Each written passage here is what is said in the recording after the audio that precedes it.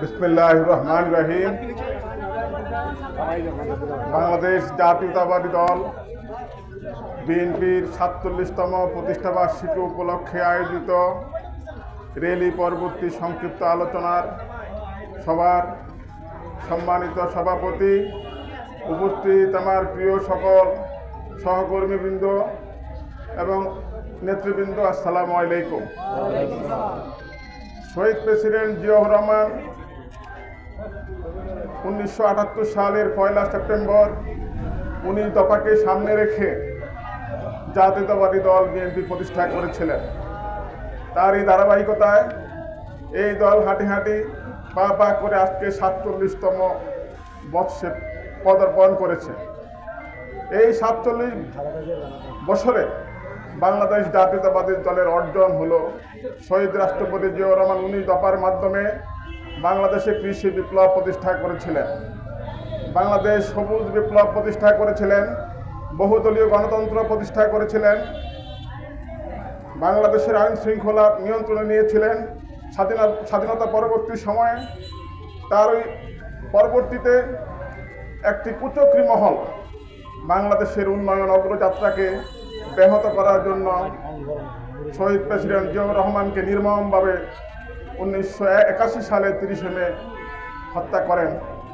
শহীদ president সেদিন জিয়াউর রহমান সেদিন শহীদ না হলে বাংলাদেশের ভাগ্য আজ হয়তো আমরা সিঙ্গাপুর মালয়েশিয়ার মতো দেখতে পেতাম। কিন্তু বাংলাদেশকে দাবি রাখার জন্য শহীদ প্রেসিডেন্ট জিয়াউর রহমানকে সেদিন হত্যা করা হয়েছিল। তারপরে ৯ বছর স্বৈরাচারের সাথ ক্ষমতায় ছিল।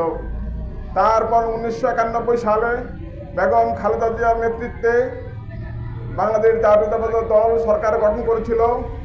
সেই সরকার বাংলাদেশে ব্যাপক উন্নয়ন করেছিলেন।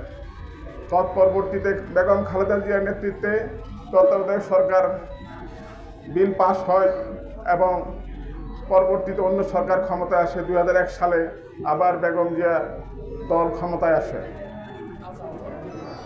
কিন্তু ২০০৬ সালে একটি কুচক্রী মহল এবং বিদেশি কিছু শক্তির ইন্ধনে বাংলাদেশে নেমে আসে দুর্যোগের গণকটা। সেদিন আমাদের প্রাণপ্রিয় নেত্রী, দেশনেত্রী বেগম খালেদা জিয়াকে কারাবন্দী করা হয়। আমাদের দেশ নায়ক তারেক রহমানকে শারীরিকভাবে নির্যাতন করে পঙ্গু করে দেওয়া হয়। পরবর্তীতে ২০০৮ সালের পাতানো নির্বাচনে স্বৈরাচারী হাসিনা ক্ষমতায় আসীন হয়। বর্তমানে আমাদের ভারপ্রাপ্ত চেয়ারম্যান জনাব তারেক রহমান রাষ্ট্র নির্মাণে যে ৩১ দফা দিয়েছেন, আল্লাহ যদি বাছাই রাখে, বিএনপি যদি ক্ষমতায় আসে, এই ৩১ দফা বাস্তবায়নের মাধ্যমে বাংলাদেশে সুশাসন প্রতিষ্ঠা করা হবে, দুর্নীতিমুক্ত বাংলাদেশ প্রতিষ্ঠা করা হবে, সন্ত্রাস মুক্ত বাংলাদেশ প্রতিষ্ঠা করা হবে, চাঁদাবাজ মুক্ত বাংলাদেশ প্রতিষ্ঠা করা হবে। আপনারা আমাদের দেশ নায়ক জনাব তারেক রহমানের বিশ্বাস রাখতে পারেন।